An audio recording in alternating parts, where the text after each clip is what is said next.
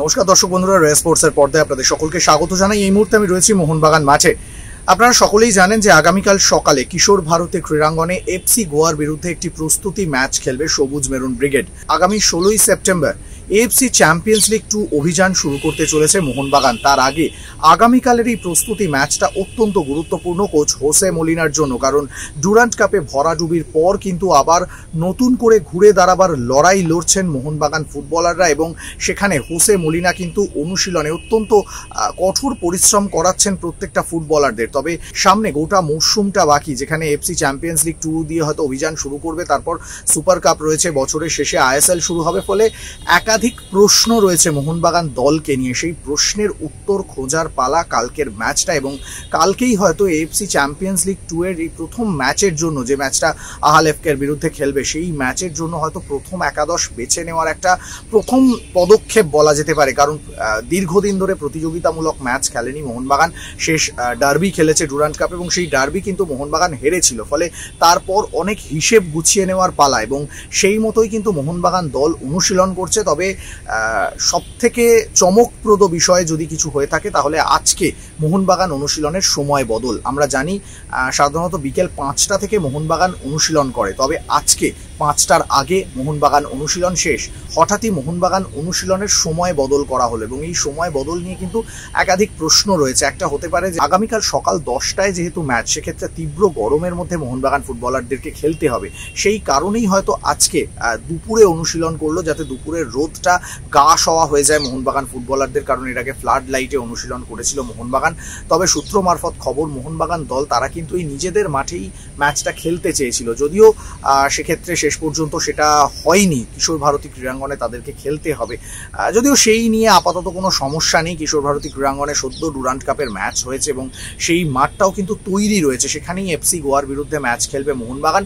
তবে আজকের অনুশীলনে লুকোছাপা যেমন রয়েছে একটা, স্বাভাবিক, খুব স্বাভাবিক, যেহেতু কালকে একটা ম্যাচ খেলবে মোহনবাগান, প্রস্তুতি ম্যাচ, মরশুমের প্রথম প্রস্তুতি ম্যাচ, সেক্ষেত্রে খুব স্বাভাবিকভাবেই একটা কোচের স্ট্র্যাটেজি নিজের মতো করে তৈরি করার একটা বিষয় থাকে। আর সেই কারণেই হয়তো আজকে অনুশীলনটা একেবারে সময় বদল করে নিভৃতে অনুশীলন করলো মোহনবাগান ফুটবলাররা।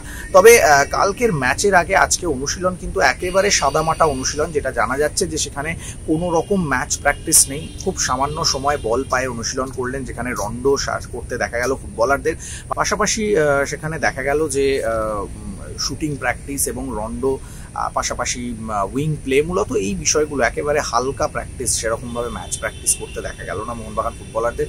সিচুয়েশন প্র্যাকটিস তো নয়ই, তবে গতকাল যেটা নিয়ে চিন্তা ছিল, সেই চিন্তার কিন্তু অবসান বলা যেতে পারে। কারণ আলবার্তো রড্রিগেজ গতকাল অনুশীলন করেননি, আজকে কিন্তু তিনি অনুশীলন করলেন দলের সঙ্গে। পাশাপাশি জেমি ম্যাকলারেন, তিনিও কিন্তু দলের সঙ্গে পুরোদমে অনুশীলন করলেন। যেটা জানা যাচ্ছে যে আলবার্তো রড্রিগেজের কালকে অনুশীলন না করায় একটা চিন্তার ভাঁজ দেখা গিয়েছিল বাগান জনতার মধ্যে। তবে সেখানে কোনো রকম কোনো চিন্তার ভ্রুকুটি নেই একেবারেই। আজকে যেহেতু তিনি দলের সঙ্গে পুরোপুরি অনুশীলন করেছেন, টম অলরেডের পাশে অনুশীলন করেছেন, স্বাভাবিকভাবেই যে কোনো ম্যাচের আগে চোট, কোনো ফুটবলারদের চোটের সম্ভাবনা থাকলে সেখানে একটা প্রিকশন নেওয়া হয়। তো সেক্ষেত্রে গতকালও আলবার্তো রড্রিগেজের ক্ষেত্রে সেই প্রিকশনটাই নেওয়া হয়েছিল। এবং আরও যেটা সবথেকে ভালো খবর, জেমি ম্যাকলারেন তিনি কিন্তু আজকে দলের সঙ্গে পুরোদমে অনুশীলন করেছেন, এবং কালকের ম্যাচে ম্যাকলারেনকে হোসে মলিনা কীভাবে ব্যবহার করবেন সেটা হয়তো কালকের ম্যাচের পর বোঝা যাবে, তার আগে অবশ্যই বোঝা সম্ভব নয়। তবে অনিরুদ্ধ থাপা তিনি কিন্তু আজকে পুরো অনুশীলন করেননি, অনুশীলন শেষ হওয়ার আগেই তিনি মাঠ ছাড়েন।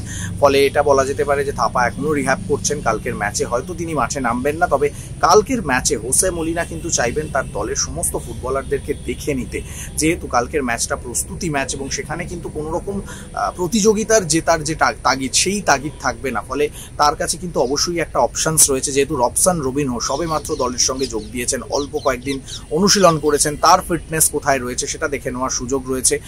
তাকে কোন পজিশনে খেলালে দলের সঙ্গে তিনি মানিয়ে নিতে পারছেন সেটা দেখে নেওয়ার সুযোগ রয়েছে। মেহতাব হোসেন, তাকে কোন জায়গায় খেলাবে, এই প্রশ্নটা কিন্তু অবশ্যই একটা বড় প্রশ্ন রয়েছে।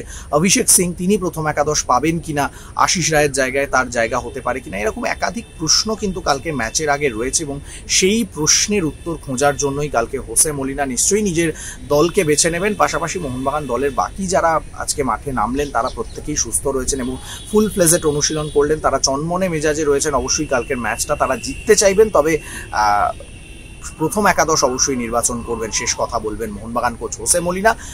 ফলে কালকের ম্যাচের জন্য মোহনবাগান টিম তারা কিন্তু সম্পূর্ণরূপে ফোকাসড।